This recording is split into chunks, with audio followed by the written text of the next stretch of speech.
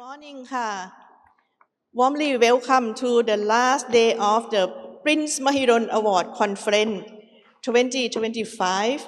This is the synthesis session where you will listen to the whole conference, what it is. For this year, we have the four rapporteurs. The first one is Kun Emma. I am sure that everyone knows her because she is a speaker in the conference as well. The second one, Professor YY. We know him YY from National University of Singapore. Dr. Dennis, no need to introduce him to you anymore because he is the famous in this PMAC. And Walaiporn from Ministry of Public Health Thailand. We will start with the Professor YY to lead us what is the linkage between PMAC this year and the previous years, as well as he will promote for the next year as well. And later on, I will talk a little bit on the PMAC structure and the participant. Later on, Kun Emma will show you the summary of the conference of PMAC 2025. Listen to her carefully. The last part, you will be moderated to the discussion of the PMAC by Dr. Dennis Carroll. Let's see what he will lead us to discuss for further action after PMAC. First of all, introduce Dr. YY to the podium to make the presentation. Thank you.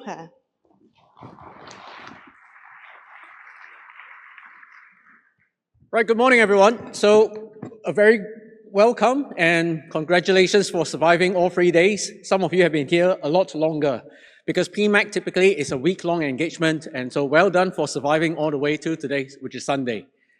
Now, if I could just call on to the next slide, which is really trying to show the theme of PMAC over the past few years.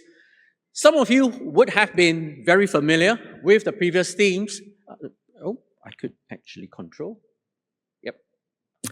So some of you will be very familiar with the themes that we have had over the past 3 years. For some of you, it will be your first PMAC, and I hope it will not be your last. But the way that we've been thinking about the themes ever since 2022, it's really centered around creating a world that we think we want to live in. One that is fair, that looks at sustainability, not just financial sustainability, but also sustainability from the climate and environment perspective, and more importantly, for us working in global health, a healthier world. That actually sets the remit for a few megatrends that we explore in greater depths over the next few years. For example, in 2023, we looked at the megatrend of the changing environment, the changing biodiversity, and more importantly, the changing climate. And what does that mean for health systems and the global governance of health? Last year, perhaps we were preempting what is happening right now. We explored issues around geopolitics. But I suspect all of us here at this point in time in January last year would never have imagined a world that we live in right now. Some of our colleagues from the USAID have received news of jobs terminated. And I think that is a world that we need to explore in much greater detail in terms of what's the impact to global health in general. This year, we explore how changing technologies, not just AI, but technologies as a broader term, is going to affect the health and well-being of populations worldwide, and in particular, countries that may still struggle in accessing, in an equitable manner, the technologies that will help them. And next year, as a precursor introduction, we will think about pulling all of this together to see how populations are changing in different parts of the world, not just urbanization, not just aging, but also the entire fabric of society, the nature and the profile of countries' populations, how all the trends that we talk about, climate, technology, geopolitics, will influence population demography and this transition that will have a deep and profound impact on health. PMAC has always been a global platform where we have the privilege of convening participants from multiple sectors, from policymakers to practitioners and implementers, from funders to academics like myself, people working in civil society, and more importantly, people also contributing in the private sector. We aim to have frank, open, transparent conversations, but we always aim to look at issues around the global governance of health, how all of these issues affect local health systems, and more importantly, around issues of access and equity, which we have heard amongst all the sessions that we have. If you look at our unique focus on these three areas, and you think about which are the global platforms that talks about these areas, you would realize that PMAC is very unique in this case, with the exception of the World Health Summit that is held in Berlin every year. But PMAC, it's the only global convening in a global South country. Now, the conference this year is about health technologies and AI, and throughout the conference, I think it is easy for us to get very excited and to think about new technologies like genetics and genomics, artificial intelligence and machine learning.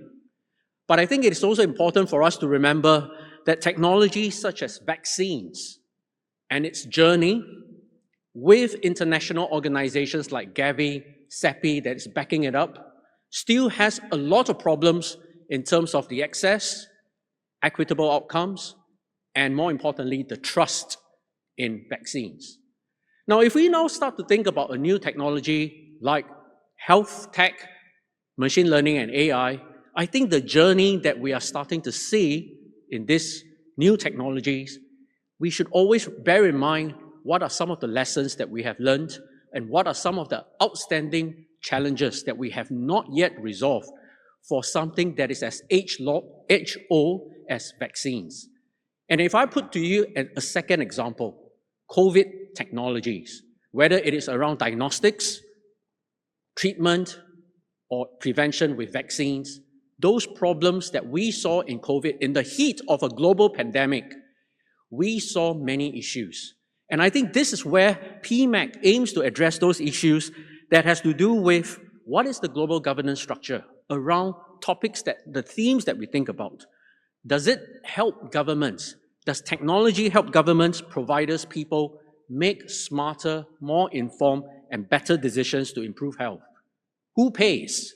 Who funds? What is the problem in terms of access? Does it improve access? Does it improve equitable outcome? What's the impact to the workforce that we have in health? And more importantly, will people trust, accept, and actually use the technologies that we've been talking about for the past 3 days? Health technologies these days are primarily driven by the private sector. Regrettably, their lens that they focus on typically would be hype, popularity, and profits. That is a very different lens from where we come from in terms of equity and health outcomes. But yet, governments worldwide and funders worldwide are increasingly pressured to adopt, to scale up, to implement, and to finance some of these technologies. But I think like any medtech, there is a rigorous process of evaluations that will take time. And increasingly, the structure that we have in terms of evaluating some of these technologies is falling so far behind the speed where technologies is coming up. So there will be questions, or rather this conference we have tackled questions around whether governance, regulation, and the evaluation of new technologies should remain the sole purview of individual governments, or whether there is a need for a new way of thinking in terms of addressing standards in the world. And that is some of the themes that we will be exploring when Emma presents her synthesis and when Dennis moderate the discussion. Because like it or not, advanced health technologies will continue to emerge, often at breakneck speed, and they will make claims that they are great for health promotion, disease prevention, for screening, for diagnostics, and even for treatment. But I think like the themes of all the previous PMAC meetings, many of these issues, like the megatrends, are interrelated. Whether it is the geopolitics of technologies, the digital colonization through technologies, the impact of technologies on the environment, and next year, how all of these megatrends will come together to affect the nature, the profile, and the health of human populations worldwide. So we have had the privilege of very rich discussions for the past 3 days.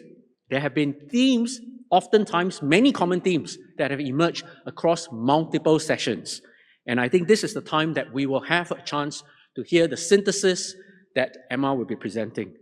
So I would like to take this opportunity now to invite Emma to join me to present the synthesis.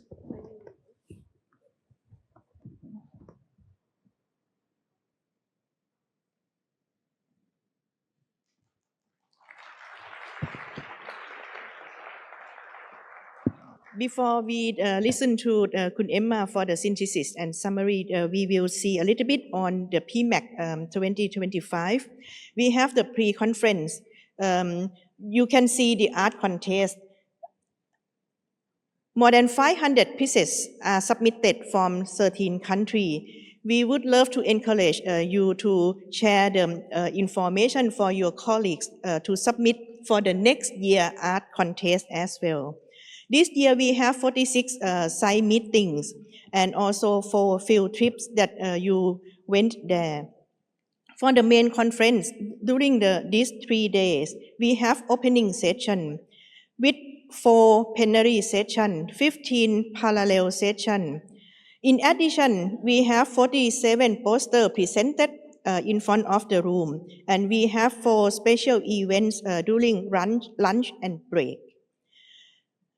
This year, we have nearly 1,000 participants to participate in PMAC 2025. Good for the participants of PMAC that we have quite a good gender balance. Similar to the lead rapporteur here, we have 2 ladies and 2 gentlemen. For the job function, we can see that many of the participants are from researcher or management job. Most of them are from Southeast Asia region. We categorize by the WHO region. Some from Western Pacific, very few from African country. And then we may need to think how to engage many participants from African more next year of PMAC. By the organization, many of them are from the research institute or academia institute. This year, as YY said, we need engagement from private sector who are the producer or developer of AI. We have only 71 participants from private sector. We would love to engage them more. This year, we have more than nearly 150 participants from the NGO or civil society. The next will be the main, the key content. Could I invite Emma to share with us on the summary and synthesis?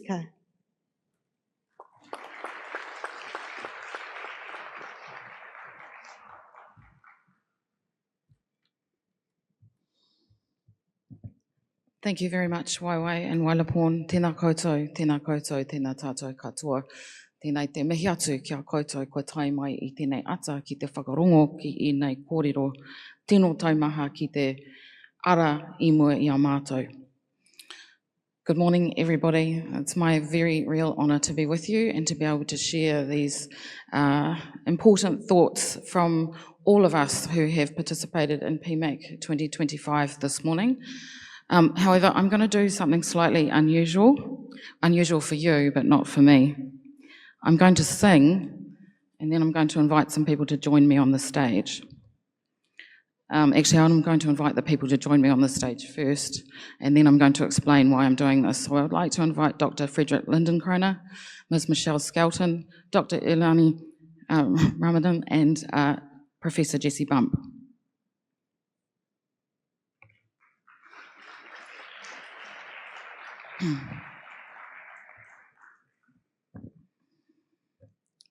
Ko te haiata, te timatanga, ka awatea. Kia ki te ai, te pai moana, ka tahi, ka mahana. Taku tinana, me taku wairua, e tu e hoa ma. E tu e hoa ma.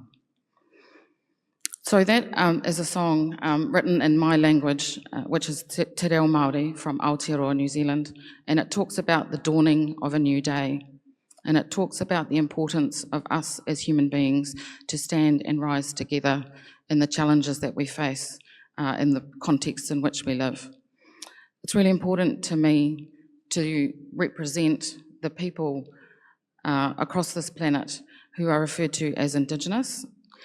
There are 500 million of us across the globe in different spaces and places and contexts, and we by and large carry the burden of illness and disease more than anyone else in the world.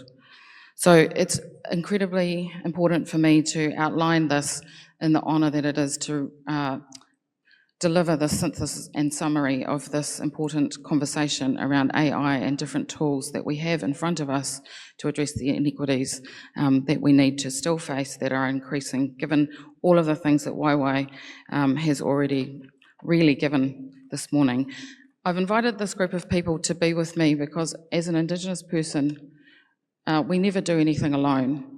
And for me, in the international global space, these are a representation of my tribe, my people, those that support me. So I just want to thank and honour all of them for the company that they have given me in being a member, a participant in the conference here this year and last year. And in particular, I want to acknowledge Professor Jesse Bump, because his work is incredibly important in the global space, highlighting as an ally the importance of colonisation and addressing colonisation and indeed decolonising the world. So this is what I'm here to present. Thank you, Jesse. And with that, I want to say, in regards to that conversation, the overarching reflection that I want to leave you with, and I am going to do what I was charged with doing, and deliver the important thoughts, but the most important thing here is, in regards to that decolonising public health, is that we, each and every one of us, need to be really mindful and reflective about how we hold power, how we share power, and who is at the table with us when making decisions about how we wield the tools that we have in front of us. In regards to this conference, it's around AI and digital technology. And so this is a new space that we are all discovering and understanding and finding ways in which we can be responsible to our obligations to humanity when we wield these tools. So I will get down to the business of actually delivering the summary. So bear with me. There are three themes that we were here to discuss over the last 2.5 days. And actually longer than that with the pre-conferences, as has been highlighted already this morning. So the first theme that we were here to discuss is, remember to use the slides. That's not the theme, but that's a reminder to myself. Right, so the first theme that we're here to discuss this week was technological innovations to strengthen health systems and achieve universal health coverage. The second sub-theme is equity, ethics, and empowering the vulnerable. The third sub-theme is governance, policy, and stewardship. So before we go into describing the specifics around the learnings and the key themes of the week, we wanted to pose a question to you. And so all of you with your phones, please access the Mentimeter with the QR code. And the question is for all of you. Hopefully most of you know the answer to the question, but we will see. How long has artificial intelligence been a topic of global discussion? And that obviously there's a time frame, is it 1 or 100 years? How long has this been on the table for us to discuss and think about before we arrived here today. So I'll give you a few minutes to answer the question.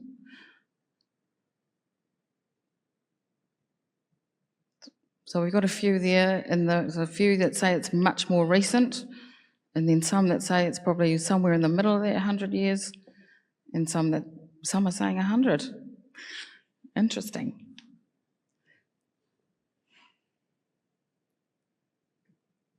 So does anyone actually want to put their hand up and tell me if they actually know the answer? Leo, where are you? I'm only picking on you because the next slide has your pictures.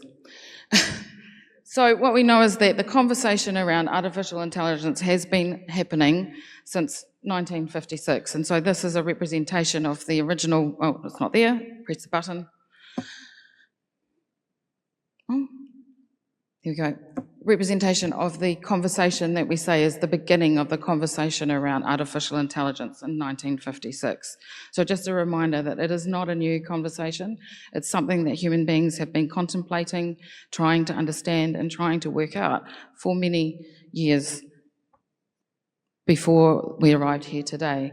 And what I would say about that is all of these years that we've been thinking and discussing and wondering about how we best utilise different tools for the success and the progression of humankind, health and equity, is that we're still in a place of not knowing. And we would call this probably a hinge moment in time, because we need now to really understand these particular things before it gets away on us. And science is often going much faster than we're able to keep up with. So we're here to discuss as a community how we best are the ones to control the measures and the tools that we have in our hands. And right at the beginning of the opening session, we were able to see this really incredible video that really spoke to the importance of our ethical practices when we adopt and utilise tools, AI tools such as the ones we've been discussing the last 2.5 days. So just, again, positing that whole thing, ethics, who holds the power, who makes the decisions in all things regarding AI and digital technologies. So, theme 1, the promise. So we need to really be cognizant always of the opportunities in everything. So the promise of technology and AI was something significant that we've discussed this week. So here we see, the growth in the global healthcare market in regards to AI, presented in PS 3.3 by Ricardo Batsis. And this is really important for us to be mindful that the impact and the importance in the global market of AI. And here again, in terms of the opportunities, we're talking about the role of analytics, the ability to quickly understand the state of health and then therefore be able to address the state of health in our communities and on our globe. The importance of AI in terms of it being able to be positioning us in terms of understanding early warning systems that are infused with traditional-based local knowledge and infused with expert knowledge using real-time big data in a different and faster way, and importance of being able to predict disease outbreaks because of mapping and all of the data that we're able to access in a different and faster way. The importance of how we use AI in improving availability, accessibility, and the quality of the services that we're able to deliver, as well as the efficiency of that. So again, the promise in these things, the opportunity in these things that we're able to see the advantages of through these tools. Excuse me. And again, another one of the things that we're able to see in terms of opportunities is in regards to health financing and improving financial risk protection and digital solutions for reducing fraud, waste and abuse. We learned a lot from Estonia in regards to achieving universal health coverage, the benefits of technology and AI in reducing fraud, waste and abuse, as I've mentioned, and machine learning and AI to identify fraud using biometric checks to help ensure the integrity of claims and business intelligence to monitor behavioural trends, tackle fraud, And there's also examples from the Philippines and Indonesia that we need to recognise. In regards to, again, to health information systems, the ability to strengthen health information for decision-making and improving health services, such as data linkages across health sectors. So the integration between information systems is key. Similarly, with the health workforce, the importance of AI in order to ensure that we have integrated health records, which ensures efficacy of treatment and many more things, including the ability to share and educate ourselves in a different and more integrated way. The second theme relates to the perils or the challenges, which has been also noted already this morning. But we look at the challenges in regards to the digital divide, and the digital divide, thinking about who has the resources, but who has the power and the resources to develop these tools, and therefore in control of the tools and how those tools are used. And so that then brings us to the ideas around data colonialism and who is controlling these things, who are creating these tools, and who is best advantaged by those. And so I go back to my original questions and or statements, which are whose voices are at the table when we're thinking about these tools and how we're utilising these tools, but actually how these tools are created. And then whose data is actually being inputted into a lot of these systems, and whose data is being missed, and why is that data being missed? And then the other point to this in terms of the challenge is the climate impact of the infrastructure of these tools that is required to hold the data in terms of the infrastructure, and what that's doing in terms of the energies that it's taking, the energies that it's using, and the environmental impact that it has in terms of what it's using in terms of resource for us as a society to be able to continue to use these kinds of tools. And are we contradicting ourselves by saying we need bigger, better, more in terms of holding all of the data and being able to utilise all of the data, but what are we actually doing when actually we know that the world is suffering in so many ways, and how can we mitigate those impacts in our society as we still lean into these tools and innovations that we need? So just a couple of slides here demonstrating in terms of the planet and what it looks like in terms of, again, who holds the power, where these things are created, where the money sits that drives these things, and where, again, in terms of legislation and policy, who's in charge of these things is why I talked about one of the most important things we need to be thinking about going forward is the governance over these things, regulation over these things, and where particularly the impact of these countries that hold most of the influence over these things sit, and really needing to sit and reflect as a community, a health community, about where these things are situated and how we need to make more balance in regards to the global situation and where all of the data and the technology is being driven from. Interesting. New Zealand's pretty neutral looking in there. Anyway, so moving on. Health equity.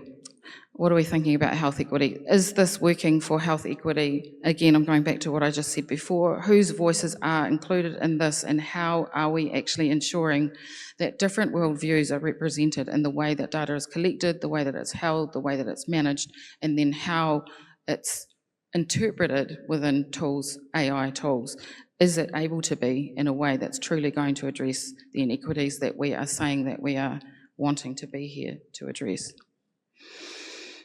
And again, as I've also mentioned, are we considerate of the negative impacts to climate from the infrastructure in particular, and in the way that we behave in regards to our thirst for innovative technology?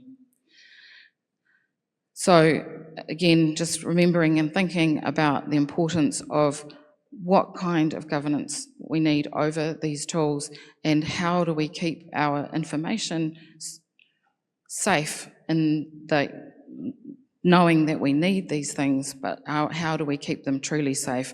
And when I say that, in the definitions of all of the different kinds of communities, how do all of the different communities need us to keep their information safe as we use it going forward to help to support the creation of a better globe that's more equitable for all?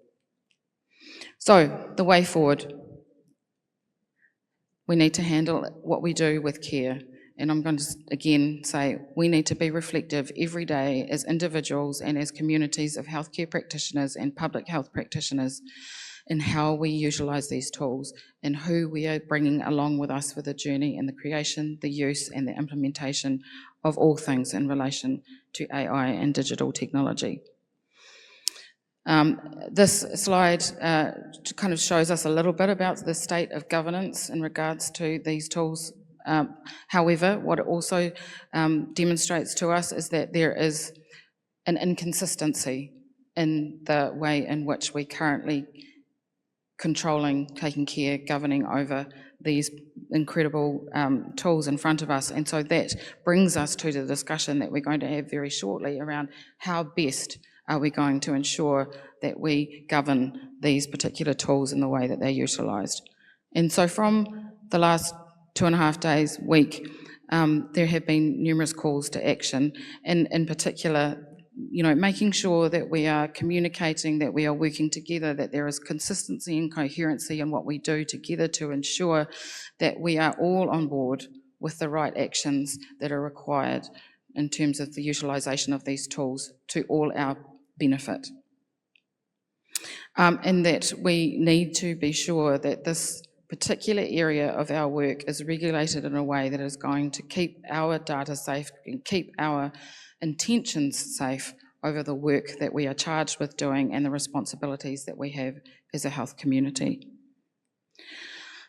And so going towards the next part of our session this morning, which is a more further discussion on regulation and governance and thinking about the importance of what we do moving on from this point here at the end of PMAC 2025, it's really important to me and to the organisers, to my fellow lead rapporteurs here on the stage, that we acknowledge all of the people that have put in the huge efforts in not only the synthesis and summary and the capturing of the learnings and listening to everybody and your important contributions to what we've been able to do here this week, but also the organisers, and also from my point of view, the people of Thailand, the people of Bangkok, to acknowledge everybody who has hosted us beautifully, the beautiful food that we've been provided, all of these things.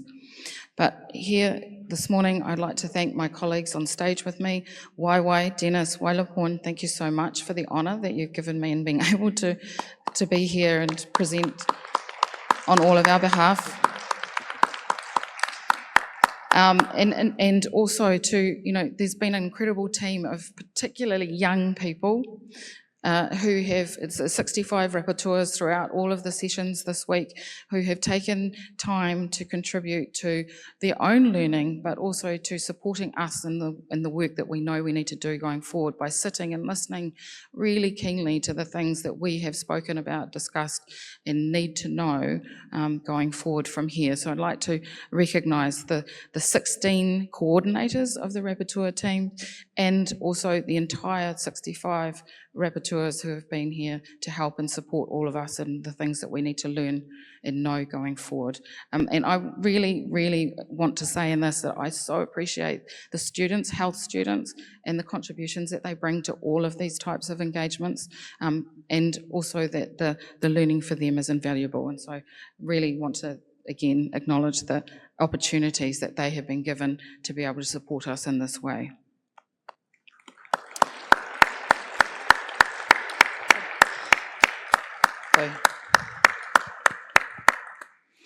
And so I'm going to hand it over to Dennis, who's going to lead us in a discussion, a very important discussion around the fragmentation, as we sort of mentioned before, around the regulations and some of the core guiding principles for a representative governance of AI and health, and also the ecosystem for technology and AI and the roles of government, private sector and community and individuals in that space. So thank you once again to my team.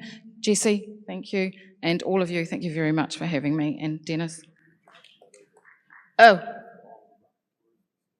Oh, that's right. I'm sorry. Dennis, can I please have all the rapporteurs in the room stand up?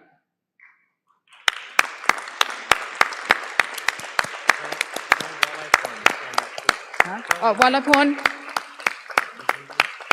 Yes. Wai. Yes. Well done, everybody. Thank you. Excellent. Dennis.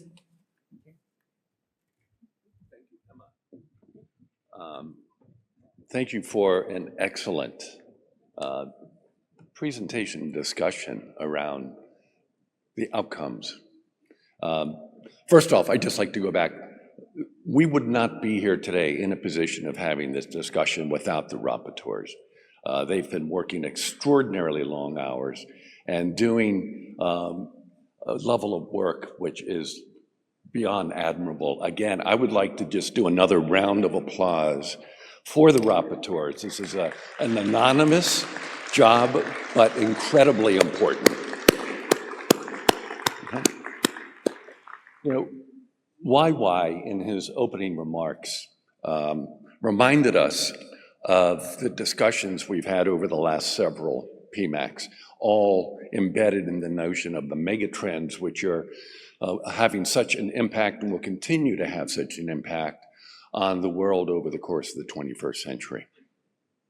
You know, this particular theme, harnessing technologies in the age of AI to build a healthier world.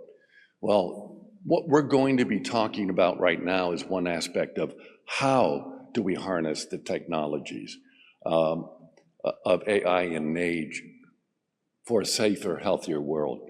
And we can't really do that without really acknowledging over the last several PMACs, they've really established the foundation of the issues and challenges we have. In 2022, as YY mentioned, the world we want. And again, actions towards a sustainable, fairer, and healthier society. We could add on to that in the age of AI and new technologies. How do you achieve the world we want? You know, looking at the next health nexus, the planetary issues, we've talked about the interface between AI and the new technologies and the climate crisis that we're embedded in. They're incredibly interactive. You can't solve one without solving the other. And geopolitics.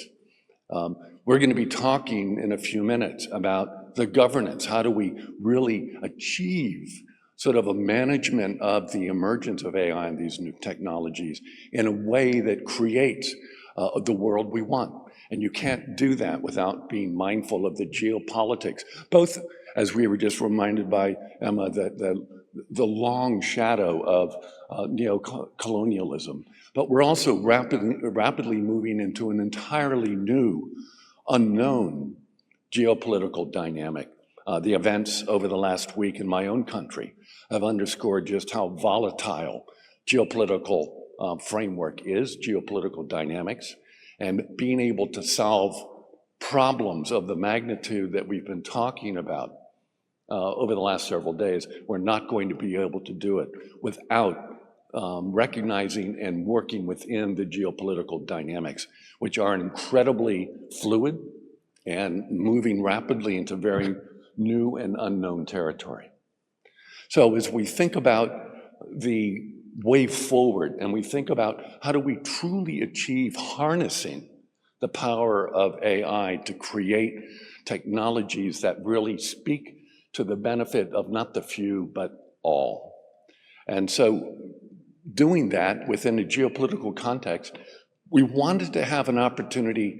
There's some unfinished business that we have, and we wanted an opportunity to enter into a plenary discussion. And I encourage everyone to put their thinking caps on and ask yourself, you know, in the fragmented world we live in today, even as we talked about the different ongoing existent platforms for addressing AI, one sort of unifying theme across all of them is that they're fragmented, unconnected, and not necessarily moving in the same direction with respect to one another. So how do we think about what governance needs to look like at a global, regional, country level? that will give us the kind of coherency in what AI stands for and what the new technologies provide us. So having a chance to think through what that governance structure might be is an opportunity right now. As we were talking about this earlier this morning with the rapporteurs, what we wanted to do is to remind ourselves over the course of the last couple of days, there have been a couple of core principles to guide how we think about AI for health. And one is that whatever the AI related technologies are, they need to be representative of and responsive to global and local needs. So they need to have that ownership, not simply at the global level, they need to be owned and driven at the local level as well. We also know that they need to be fast, if not faster, than the rapid evolution of AI. But one of the hallmarks of diplomacy has been the overwhelming slowness of bureaucracy.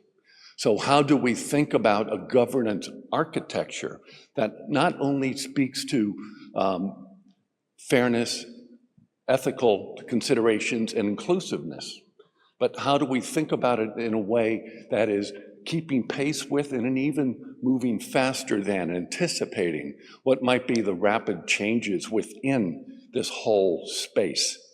How do we achieve that? Do we have examples? Are there possibilities of building on something that may be existent, or do we have to create something new entirely? This will be part of the discussion. And it's really speaking entirely to this ecosystem for technology and AI for health. So we need to think about the stakeholders. Who are the core stakeholders in moving this forward? We know that governments are, but we also know it's not the governments that are driving AI. It's the private sector. And they have their agendas, their purposes. How do we make sure that their agendas and their purposes aren't contrary to what it takes to achieve the world we want?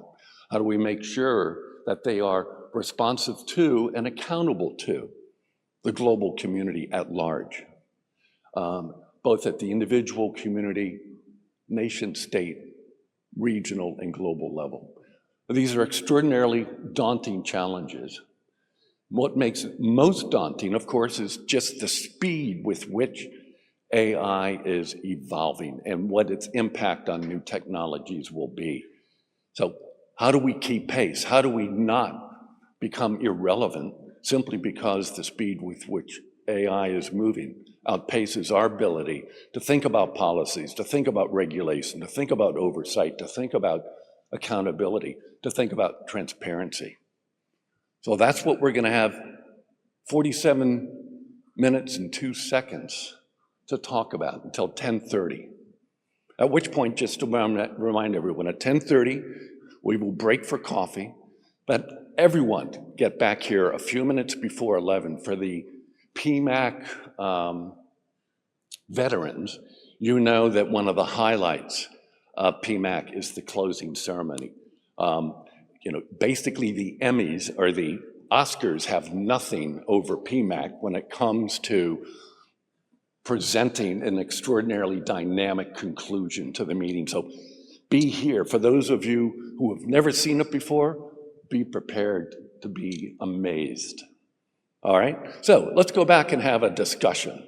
And again, let's make it, as we said in the opening plenary, let's make it informative, let's make it thoughtful, let's make it provocative. Ultimately, give us some guidance on what the next steps might be towards achieving some kind of global architecture. Are there processes? Are there structures? Where are we? So I'm going to open it up. I invite people to come to the microphones. Do not be shy. Shyness is the beginning of failure. In this case, we need to really bring everyone out. So do I have any first thoughts? Oh, I see someone standing up over there.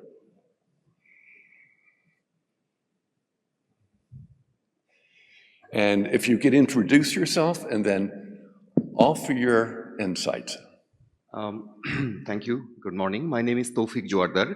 I'm an associate professor at Singh Health Duke NUS Global Health Institute, and I'm also a board member of the Health Systems Global. I actually want to reflect on Emma's song, beautiful song from the Maori culture. But I wish someday we saw a presentation or a talk or a closing ceremony conducted in a local language entirely. It is especially possible in the time of AI, why translation has become very easy, which was not before, maybe 5 to 10 years ago. So that's actually my request or reflection, because, Gayatri Chakraborty's Spivak famously said that the subalterns cannot speak. That means language as a barrier against the expression of the people, the subalterns, the marginalized people.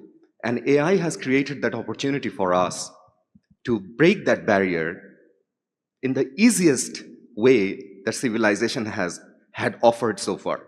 So let's take that opportunity and plan for future conferences where local languages are better represented. Thank you. Thank you. It's an excellent, excellent point. Do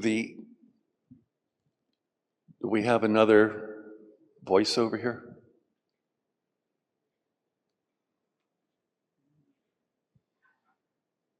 Please. Yeah, thank you. I'm Dennis Batangan from the Philippines at Ateneo de Manila University. Thank you for all the inputs and the synthesis which allowed us to consolidate the various inputs from the sessions.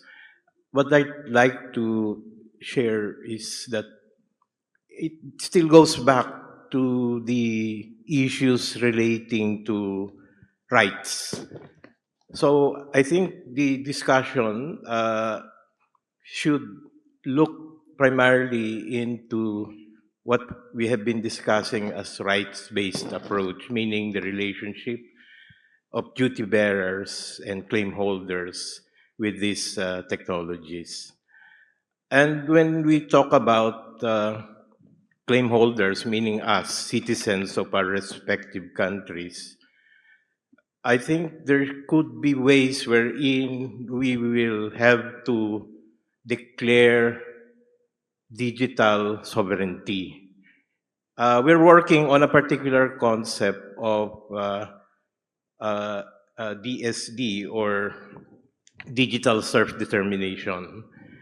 And we hope we would have time to discuss that in future events, because I think it will have to come from a individual decision for digital self-determination as a step towards protecting your own rights and collaborating with other groups or individuals to jointly protect our rights. Thank you. Thank you very much. Can I go next? Please, the lovely pink dress. Thank you. Good morning, and I've been here for the last 5 days now, absorbed so much about what the digital world is going to offer to us in health as we go forward. There are two things that struck me. One, that how are we going to educate those who have not been educated to understand the digital world? So there is a fear, and there's also an uncertainty for them. Can we have champions that help them understand and grow that the digital world is here to stay, and that we are going to be able to embrace it without the fear that is so prevalent right now? We in India declared a budget yesterday where we have addition of 7,500 new medical doctors that are going to come into the system. How can we actually have a curriculum which goes into the teaching for different levels at different stages so that people learn to embrace the technology as they are getting into different fields of healthcare. Could it be nursing? Could it be dentistry? Could it be a medical doctor or anybody or a caregiver? And that itself will kind of demystify the local and global needs. Also, the government will play a role in making sure that the curriculum is adopted and is regulated. So we get all the actors in while we make this happen and it grows more organically. I'm Uma Isola and I speak on behalf of Access Health International. And it's been a privilege and an honor to be here and listen to all of you over the last 5 days. Learning immense. Thank you. Thank you.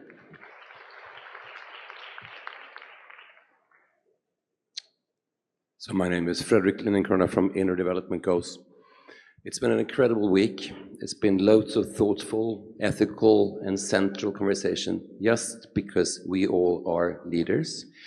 And leadership is a word I did not hear in the summary. I think leadership and each and everyone's responsibility to take the position they are in and take the steps that they need to do is central, because all the other things, of course, supports that, but it's actually our own individual and collective, not necessarily authoritarian aspects of leadership, but actually the truly inspired way to make good for everyone, finding places, spaces to share how we can develop our leadership, I think is fundamental in these kinds of VUCA, complex adaptive systems worlds. So just a little bit more focus on how can each and everyone find their own contribution to the joint shared ambition from us as individuals with our best possible capabilities. Thank you. Thank you very much. Hi, good morning. I'm Dr. Kate Tulenko from Corvus Health, a global health workforce organization. I previously served as the director of the US government's Global Health Workforce Project. I was delighted to see a slide on health workforce. However, it focused mainly on education, which is just one of 10 elements of health labor markets. And also, when you think about it, health workforce is one of the 6 pillars of health systems, and arguably the most important, because health workers are the heart of health systems and also care for people. And so what I think we need to do is look more into user design from the health workforce point of view. We saw in high income countries where EMRs were introduced that it pushed tens of thousands of health workers out of the labor market because of how unuser friendly it was.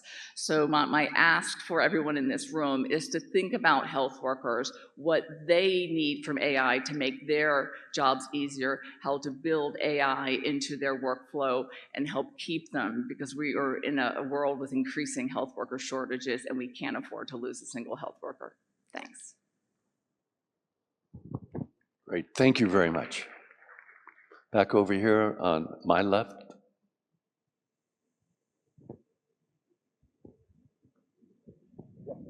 Please, go ahead. Okay. I'm Indira from the Asia Center for Health Security. Been a privilege to be here, and as I feel like I'm really, really young to be a part of this conference, but that's the point of reflection that I'd like to make. While we do have a lot of very young rapporteurs that have been really helping us throughout the conference, I have been very lucky to be the selected few to be a part of the speakers. And I think moving forward, while we do talk about giving space for people to sit at the table, I think there's also space that we need to make more for young people to sit at the table and speak as part of the conference. I also encourage more of the young people to sit more forward, as we can see is in this room, to just have a bit more voice and make it more inclusive and to have a voice for the youth. Thank you. Thank you. Back over here in the middle. Hi, everyone. I'm going to echo the previous speakers and say that it's been a very big learning experience for me. I'm Simin Mirza from Access Health. And I just wanted to share a couple of points related to the points for discussion. First one on procurement teams that will be responsible for getting the health AI solution into the hospital or the healthcare facility. Whatever ethics guidelines or regulations are being debated on or being issued as part of governance, this should flow down very quickly to the procurement teams, and I think there should be a requirement for procurement teams to ensure that there is an ethics impact assessment that's conducted before a health AI solution is adopted, and also ensuring that it's suitable to the local context in terms of affordability and language, culture, all of that. Another point I wanted to make was the need for faster regulatory capacity building. And in that context, I recall something that Samir Pujari had mentioned from WHO, that we will need AI to keep up with the regulations that are coming up all across the world. So whether it is within the country or across the globe, I think regulators need to make sure that they're on top of what's happening so that they can have all the information they need to issue those guidelines when that happens. And finally, again, a similar point that Indra made, I want to say the same thing. We need more representation from civil society organizations when the decision-making is happening. Of course, the more people you involve, the slower the process will become, but a slower, more careful rollout is better than a faster, hurried, hasty rollout that will impact communities, especially with this kind of a transformative technology. Thank you so much. Thank you.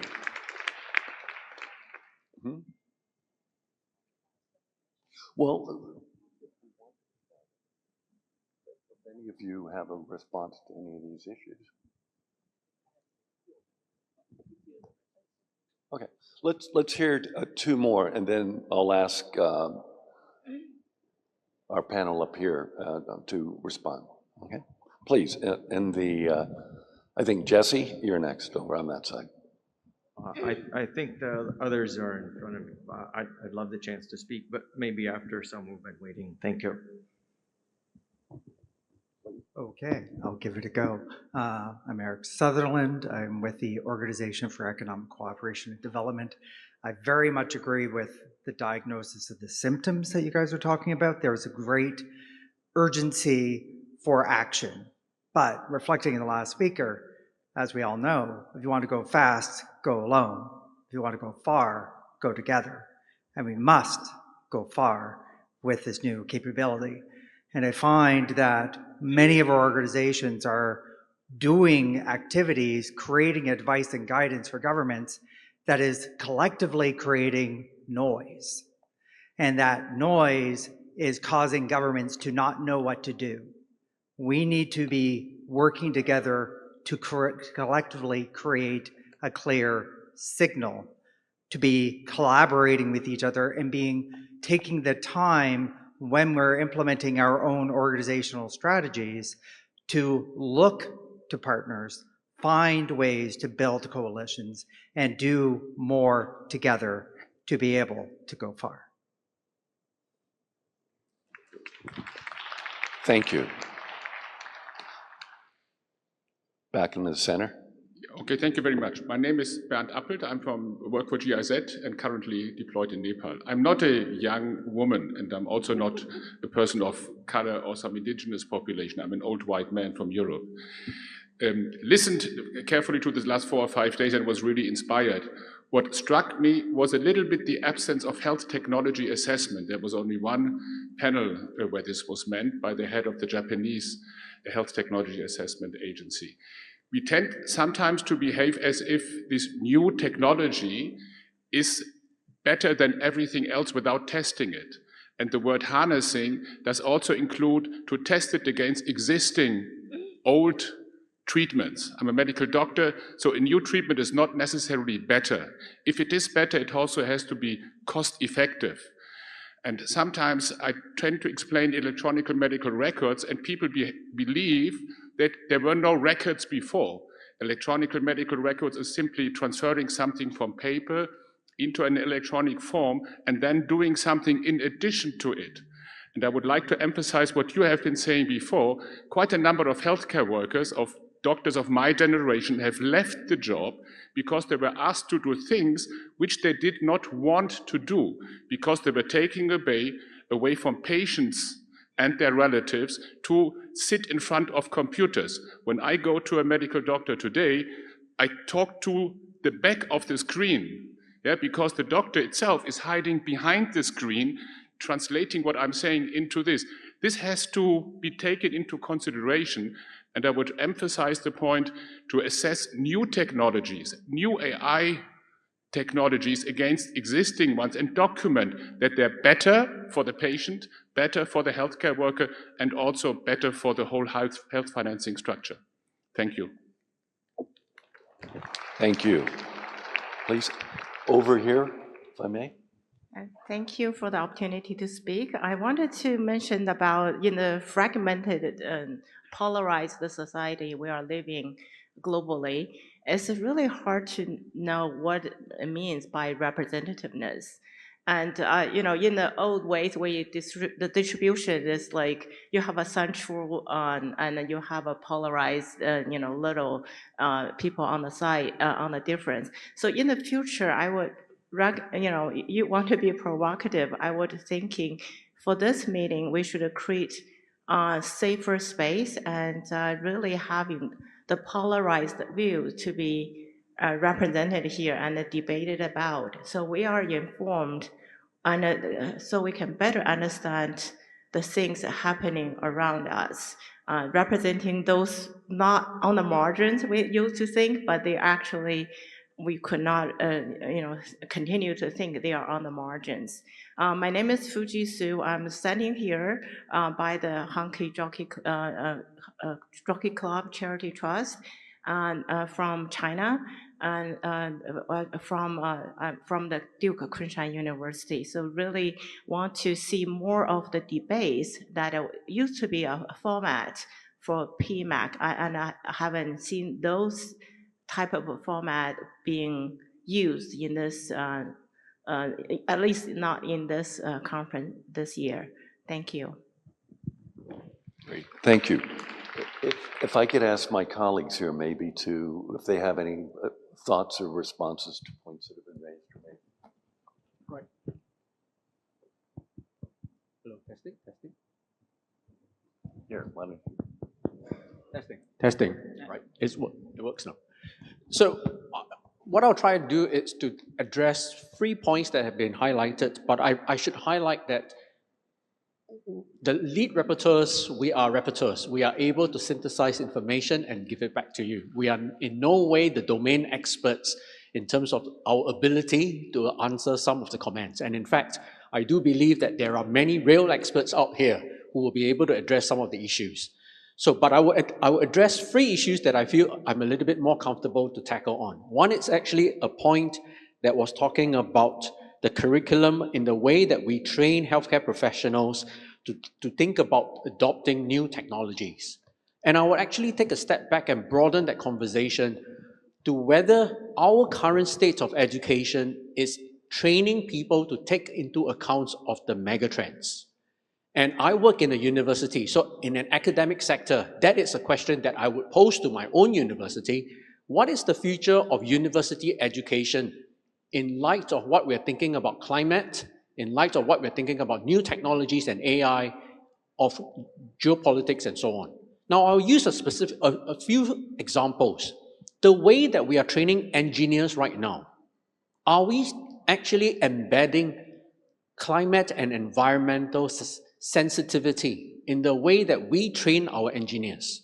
The way that we are training our computer scientists, are we thinking about training them to take into account the way that they program? Are they focusing on how it will be, what is the impact to climate? And I think many of the universities are not doing that. The way that we are training engineers are still very traditional. We may have one module in an entire program that talks about climate, sustainability, and impact. But that is very different from saying that the lens of climate and environmental impact is embedded into all the modules that an engineer, an architect, a social scientist, a computer scientist, a statistician actually will think through. And I think this is a question that addresses what was highlighted in terms of how are we training our doctors, our nurses, our allied health practitioners to take into account of the role of new technologies. And I think that is a broader question on how are we focusing on the future of education in light of the megatrends. I don't have the answer, but I think for many of us who are academics in the audience, this is something that we should genuinely be thinking about. If your discipline, you're still teaching statistics, you're still teaching health technology assessment, the way that you have been doing in the past 10, 20, 30 years, I think something is wrong and we need to look at, reflect on our role as academics in our own discipline. How are we changing the way that we teach in light of the megatrends? So that's the first part. The second part is in terms of the comment on the health workforce, and that there's only one particular session that we have in this conference that tackles the impact of technology on the health workforce. I think it's quite clear that the health workforce is one of the groups of people that will be strongly affected, significantly affected by new technologies. And I don't have the answer here because there are people who are experts in health workforce in the audience. But I will actually have a shout out to next year's conference, because next year's conference we will talk about demographic transitions. And there are triple whammy to this demographic transition. There is the rising burden to healthcare because of aging populations. There is the falling tax income that is going to sustain and support healthcare financing. And the third is a direct impact on the size of the workforce for health. So that would definitely be an area that we will explore deeply next year as part of demographic transition. So I would just have that placeholder. But there are experts who are able to comment on the technology, the impact, the design of technology on the healthcare workforce, and how that should be included in also the curriculum. That comes into my first comment. Are we designing our medical curriculum, the way we train our dietitian, physiotherapists, with a lens of new technologies in mind? And then the last is the comment that we just heard on the health technology assessment. I think this comes in with my opening remarks, that digital technology and AI cannot have a free pass compared to all the traditional medtech in the way that governments will adopt it. There must still be a lens of evaluation. And when we use this term evaluation, it is not just cost effectiveness evaluation. One higher order question is that technology even effective in the first place? Do we have the evidence, or is it just hype that it is going to be useful?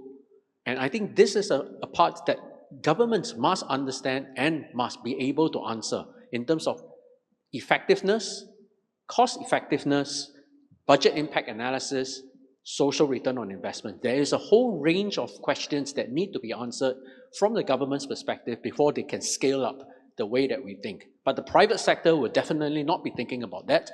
They will be thinking about, I have a technology, it's good for people that are using it. Why are the governments worldwide not adopting this and financing it? And those are just some of my reflections based on the questions. So over back to the moderator. Hello? Okay. Thanks, Waiwai. And I will attempt, I think, to also not be an expert in all things, but also be an expert in all things. So, I mean, my overarching answer to pretty much all of the comments is thank you to all the comments, but I'm going to start with the word leadership. And for me, as I've kind of alluded to in the things I've already said this morning, the ultimate issue in what we need to achieve the things that we need is good decision making. And the other thing that I wanted to say, and someone mentioned it earlier in one of the earlier commentators, is the thing about rights. So health is a human right. And many people do not have access to health as a human right across this planet, and that comes down to leadership and decision making. And so when we're thinking about anything that we do in the spheres that we work in, is how are we enabling environments where we are good leaders in whatever space that means, in whichever place we are, whether that be local, national or global. How am I behaving in a way that ensures the health of all people as a human right? And so when I talk about this and we talk about decolonising global health, we're talking about rebalancing and repositioning and rethinking about how we share power, how we make decisions that are going to support the health as a human right for all peoples. It doesn't matter what tools we're talking about or what spaces we're in, education, health, across the board. How do we ensure that everyone is getting what they need in the way that they need it and the time that they need it?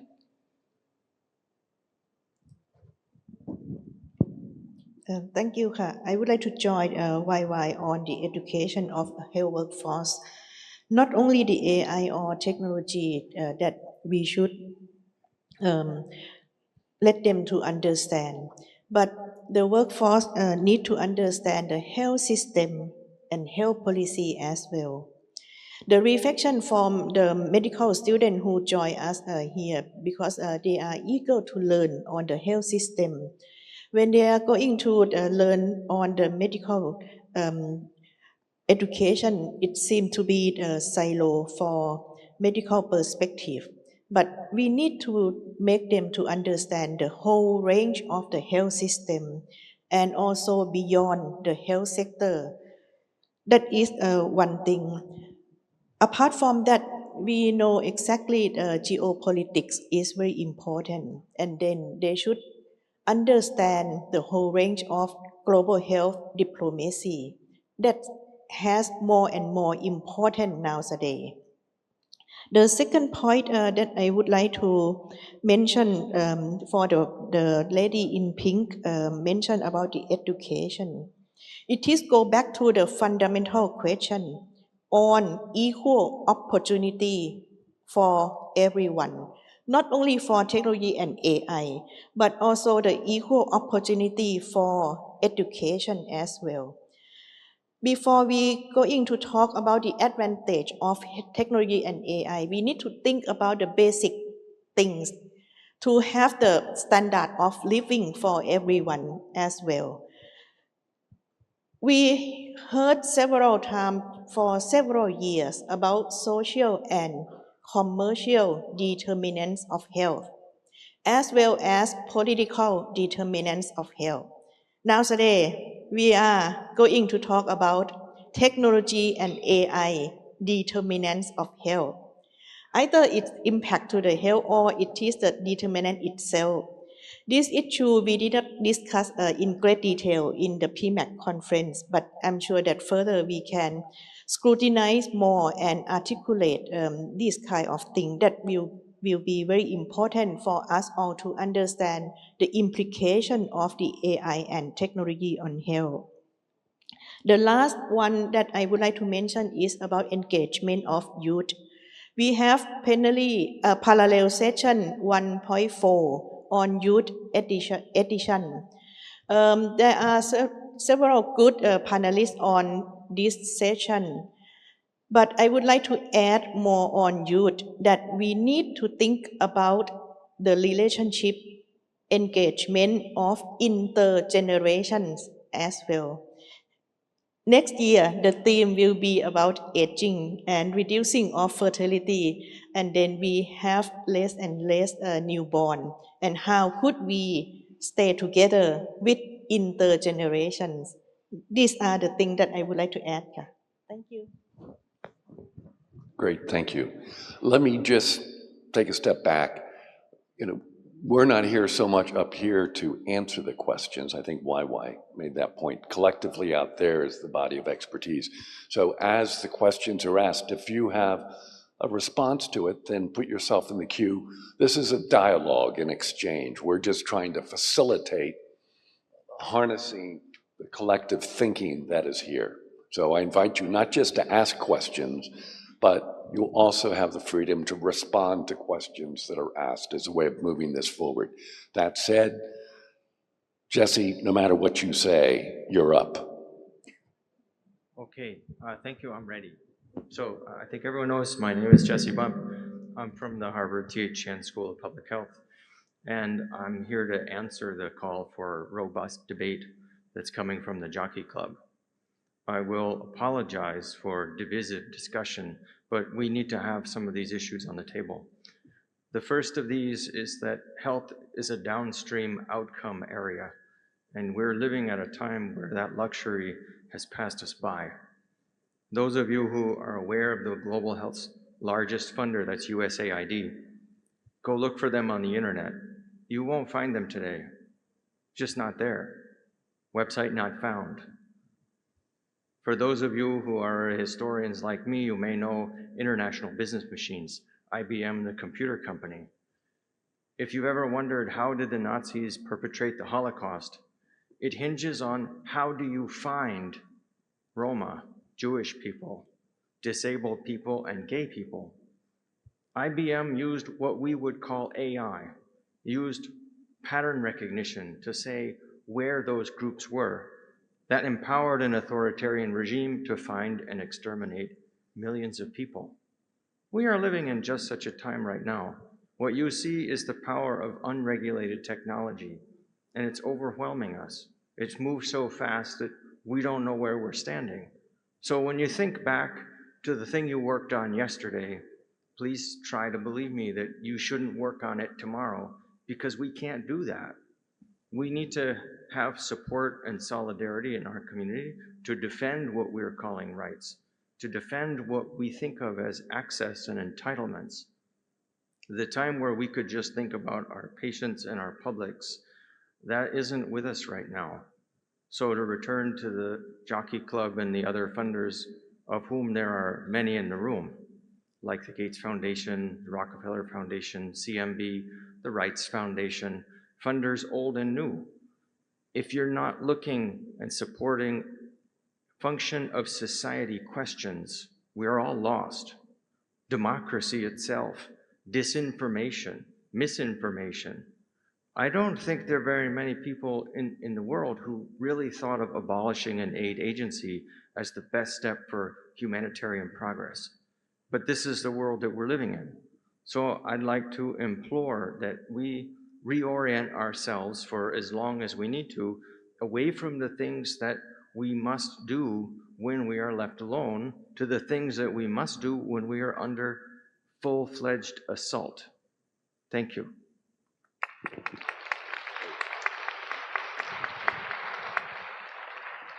Jesse, let me just go back to you on that for a moment. I agree with everything you're saying, but how do we translate that into meaningful engagement that bends the arc? So right now, as you said, AI and its investments are unfettered. There is not any kind of governance that is determining where and how it is going. And to achieve the kind of endpoints that you just talked about, there needs to be some kind of engagement that brings all of these players together in a way, going back to one of the key words in this conference's title, harnessing. How do we do that? I mean, beyond pointing out what the endpoints are, we have very little time to get engaged in a way that makes a substantive difference on how AI and all of the associated technologies are rolled out. How do we achieve, again, and go back to this notion, the world we want? And part of it is, how do we transform the geopolitical dynamics in a way that is consistent with these endpoints? What would be your thoughts on that? We have choice to make. In one sense, this challenge is like the one that the Rural Doctors Association faced back in the 1970s. They saw a problem. They had no idea how they were going to solve that problem, but they knew it was the right thing to do.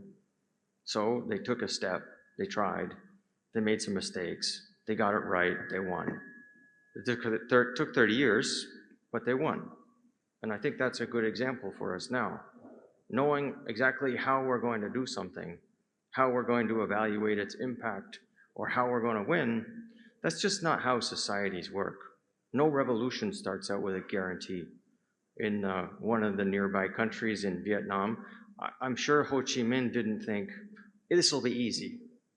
How are you going to defeat the world's most powerful country? Well, he found a way. And I'm sure that no Vietnamese citizen is sorry for the risks that were taken to do that. Similarly here, just because we can't imagine an immediate solution is no excuse not for trying. So the question is really, do you want to live and defend the world you want? Or is it time to roll over and die? I don't want to die yet.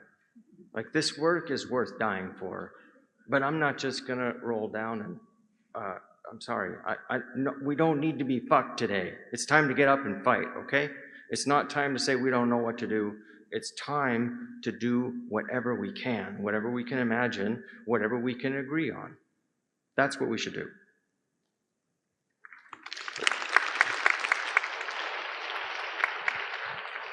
I would just offer up one word that is a word we've never really been challenged with before, and that's faster. That in some way, everything that you just said is right, Jesse, but the dynamics that we're living in, the rapid evolution of AI, means that we need to invoke a different dynamic towards being able to keep pace. So I agree with everything you're saying, but the issue is that we can get it all right, but if it takes us too long to get it right, we'll have lost. So speed is an inherent interest, but it's also all sorts of liabilities with going too fast. The issue about go alone, you go fast, go together, you go far. All of that is true, but we have another dynamic at play that's challenging us. Let's go back here to the middle. Okay, so hello everyone. I'm from Sierra Faculty of Medicine. I would like to give my discussion and reflection add on to the last speaker and Mr. Jesse Baum. From my perspective of medical student, in Thailand there is the integration of AI into the health system much more than the past right now. But the thing that isn't that encouraged in Thai and hasn't been fixed since past 40 to 50 years, it is the medical education. From what I have discussed with many people from this event, and I have listened to many plenary sessions, I feel that we should broaden the horizon of the education of the medical student more, more than just medicine. Maybe from what I have learned here, one of the favorite thing I like is the collaboration. For the health system, there isn't only us involved. There is the government, the public, the private sector, or even the local resident importance on it. So I would like to challenge the current medical study in Thailand here. I think we should encourage more on the global health part and even encourage students to do the research more on it. Thank you. Great. Thank you very much. Our colleague over here on my right, your left. Hello, my name is Hong Wan from Gates Foundation, Senior Policy Advisor. Glad to be here. I just want to share a few thoughts after the participants in this conference. I think the first I want to share is probably everyone in the room has experience making a phone call to the bank or to the airline. There's an automatic kind of response. So 1, 2, 3, you select. Afterwards, you have another round of selection. Then third one, you have another selections. All this technology being used to keep us away from a real person. And I recall the first presentation in the first day, and we talk about no doctor healthcare system with AI. This is really a concern. right? When I worked in the primary health care in the community health system, the doctor actually very afraid of using that because this technology could take them away from the patients, right? So we really do have to think about all this technology shouldn't distance from doctor to patients rather than just improve the effectiveness and of the interaction between the doctor and the patients. That's one thing I just want to raise. The second one is about how do we design our digital and new technology. I'm not a tech person. Like many other people, I'm a health system person. I'm helping design the health insurance system in many countries. And in our field, we always say the system we developed for the poor is a poor system. And look like many countries, I mean, we're coming from many countries. We have a different kind of health insurance system. Some is for the poor, some is for the wealthy people. And compare those two types of system. Do poor people really get a real benefit same as the rich or same as the wealthy people? No. Because you develop that system exactly for the poor, then the poor will not benefit exactly same as the other peoples. So the reason I'm raising this question, when we talk about governance, when we talk about the equity, we have to think about the different stage of the technology developments.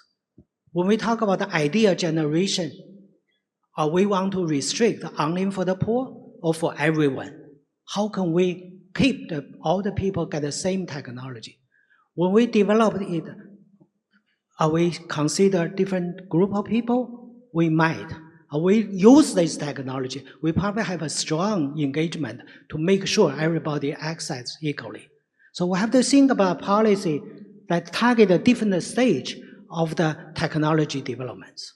The third one I want to share is how do we leverage the experience we already had in terms of technology development. Now every day, not everyone has a cell phone. This is a digital technology. In the past 30, 40 years, we can review it. How that developed? Who benefited first? And how can we make sure our past experience and the past lessons can be learned and used for new round of generation for medical? Thank you. Great, thank you very much.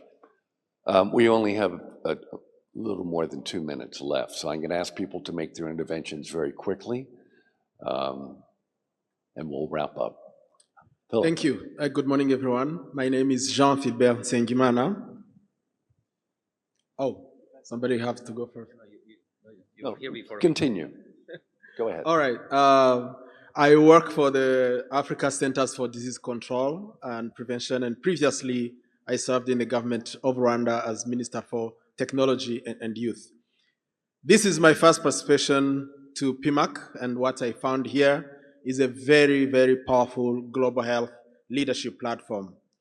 I learned a lot, and I was really pleased to see how the questions, the issues, the needs, the challenges, but also the solutions that are being developed in this part of the world are so similar to what I see back home in Africa. And I think that there is an opportunity, if we really want to build a healthier world, to increase and strengthen and harness cooperation, especially regional cooperation. I happen to run the Africa Health Tech Summit. For the last 3 years, we grew from 600 to 2,800 last year on our third edition, and we are moving towards 5,000 this year, to sort of demonstrate really the demand for this kind of convening platform and shaping the leadership that is going to take us into a healthier world. So I'm here to make an invitation. I looked around the room, and I couldn't help but notice that we are very few voices from Africa. And when I look at the audience also back home, I see very few voices from Asia.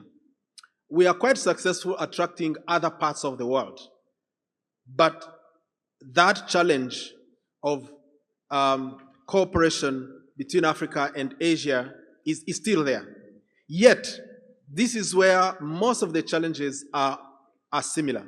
So I'd like to propose that if possible, we can forge a partnership between PMAC and the Africa Health Tech Summit to bring the world to Africa and to bring Africa to the world in terms of solutions and challenges. And we can be helped by some of the partners I see there who are common to these two platforms, the World Health Organization, World Bank, UNICEF, Global Fund, and Bill and Melinda Gates are some of my sponsors and partners, and I think we can forge this partnership together. Thank you.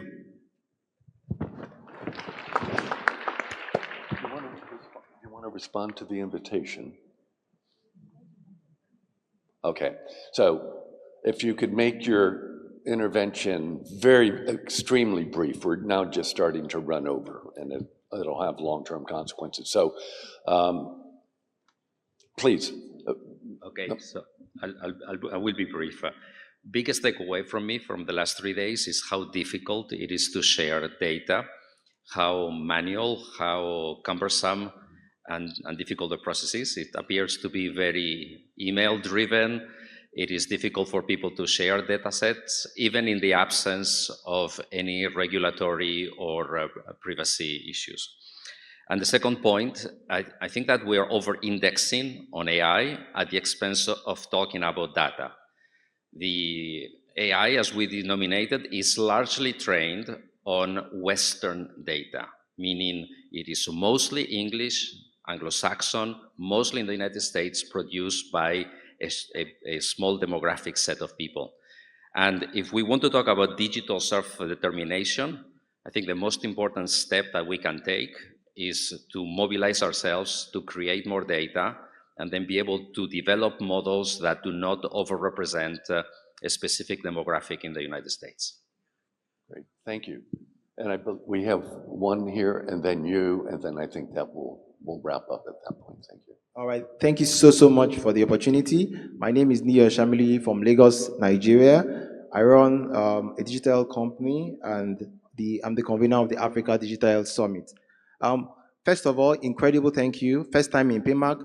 Call Kunkra to the organizers. It's been awesome. Thank you so much. Content, organization, everything on point. So quickly to my comment. My observation is private sector participation could be better in terms of content, in terms of speakers. Private sector participation could be better. There's been talk, there's been questions around scalability and sustainability. I think we should have more private sector participation. What you find in terms of global health at times, funding from funding agencies at times crowds out the private sector because of course those funds are there, and the fund at times crowds out the private sector, and when the project cycle ends, and there is a problem again of sustainability and scalability. So my question to the audience, funding agencies, development partners, is that how can we leverage the strengths of the private sector? Innovation, we talk about AI. How can we potentially rethink our global health, particularly digital health? How can we rethink the way it's currently funded and kind of embed scalability and sustainability into it? There's been talk about the youth, there's been talk about CSOs, but I think we also to talk about the private sector. Finally, like my brother, Phil, there are a couple of interesting things happening in Africa. The Africa Health Tech Summit happens in October. The Africa Digital Health Summit happens in June. We would like to invite you, Global South-South Corporation. If you heard about Nigeria and like to visit Lagos, Nigeria in June, we invite you for the Africa Digital Health Summit. Kokunkra once again. Thank you. Thank you. Please. My name is Dr. Eliani Abdurrahman from Georgetown University. I wish to lift up what Professor Jesse Bum before me has said earlier. We all know of colleagues who couldn't come join us in Bangkok for PMAC this year. Let's be very clear what's been happening over the last couple of weeks. The executive orders that's been issued by the Trump administration and also the halting of the federal foreign aid is affecting all of us. And as of Saturday night, as Professor Bum has mentioned, usaid.gov no longer exists. If you Google it right now, you'll see that I'm speaking the truth. I stand before you today not as an academic, but as a fellow human being, asking you to think about this very seriously. As a former diplomat, my rapporteurs up there, the lead rapporteurs, I think what we can do is collectively resist and call out to what's happening. This is Weimar Republic 2.0. I'm a student of history, and it's actually very, very frightening. For someone who lives in the US, waking up every single morning to a slave of news, not knowing to which one to react. But these pieces of news that I just told you about is affecting every single one of us. It's affecting global health. If we choose to actually sleepwalk through this, we do so at our own peril. As a former diplomat, may I suggest that we perhaps put out a collective statement, a chairman's statement, or a statement to say that we protest these recent developments, because lives are at stake, people's health are at stake. We are doing global health. We have to say something. Thank you. Thank you very much. And our final intervention, thank you. I'm Dr. Deepika Mishra from All India Institute of Medical Sciences, Delhi, from India. Coming back to slightly the same thing, what I wanted to sort of also highlight that whenever we plan to develop some AI-driven models or solutions or diagnostic tools for deployment, there is a lot of dearth in the knowledge or the guidelines which are already existing, because we do not sort of estimate that there are a lot of infrastructure requirements which also are required along with the deployment for the technology. Apart from just the infrastructure, there's a limited connectivity in many low resource settings, lack of training of the healthcare professionals who will be looking into the deployment of those AI-based tools. So all those things, I think, are again a very important area to look into. Second, what I also wanted to add on, as a previous speaker talked about, regarding the diverse data sets. So when we talk about responsible ethical AI, we many a times try to take the AI-based tools which were made on limited data sets from maybe high-income countries, whereas that doesn't really work in low-resource settings, wherein you have a very diverse data sets. So I come from India, where you have every state is like a country in itself. So I just wanted these 2 points to also be taken into consideration. Thanks. Thank you very much. Let me pass the microphone over. Thank you, Ka. Lovely to hear the comments and the reflection here.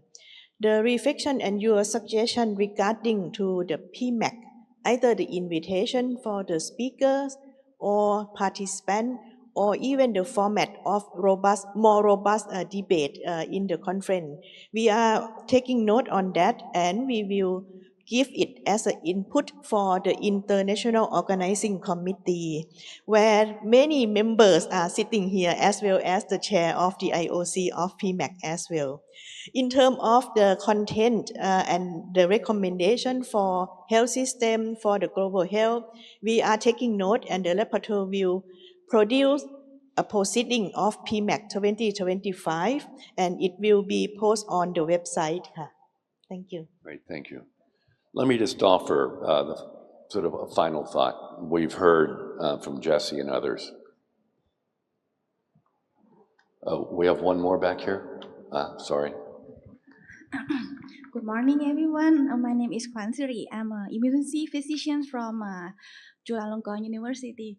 This is my first time to join PMAC. I want to voice that I'm so lucky to have a chance to join this conference, and I will come in every year if I have a chance again. I think I'm so lucky because I have faced with many great people from around the world, including Thailand, that I have never seen before, WHO, and it's very inspiring me.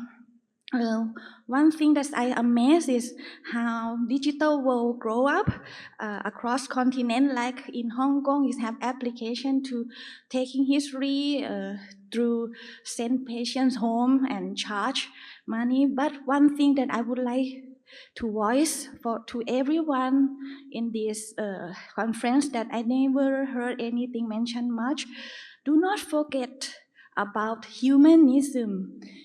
Human mankind, the love inside us, that digital cannot deliver to patients. And we face with a health system that's very complex and uncertainty. So we need to break in silo and collaborate, not including patients, physicians. I wish that next conference we have more and more other profession like nurse, pharmacists, and many profession.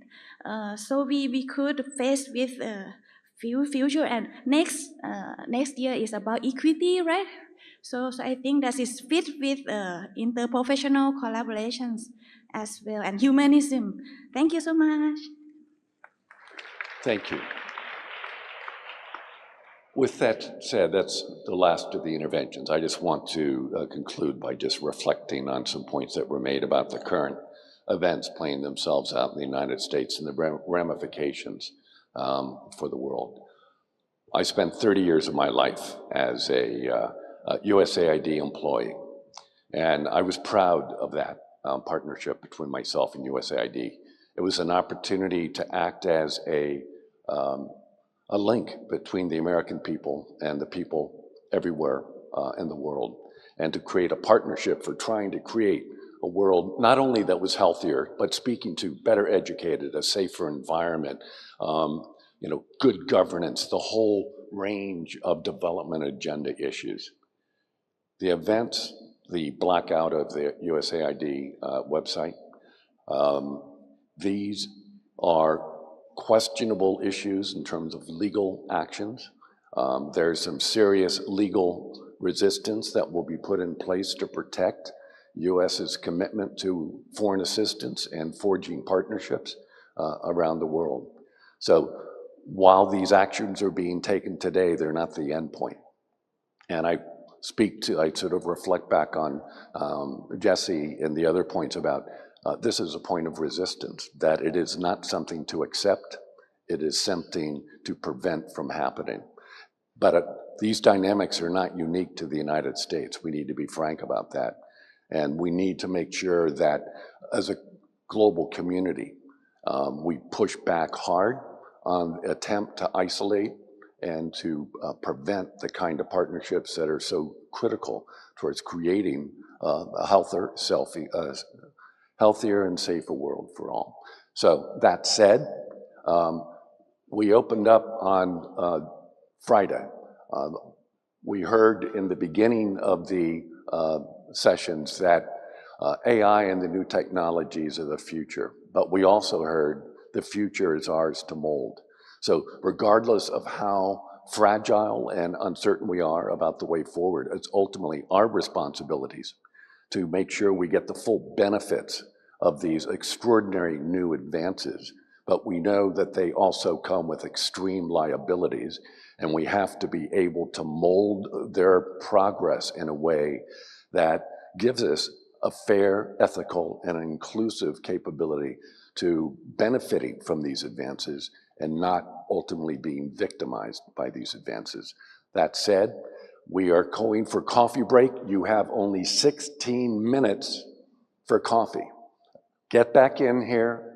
We will see, and I particularly, Ruben, I think you will be quite impressed by what will unfold starting at 11 o'clock. So thank you, everyone. Thank you for coming and participating, and look forward to seeing you next year when we will have an exciting, dramatic, and hopefully extremely productive engagement on the issues of population and demographic changes, which are totally transforming this world. So thank you very much.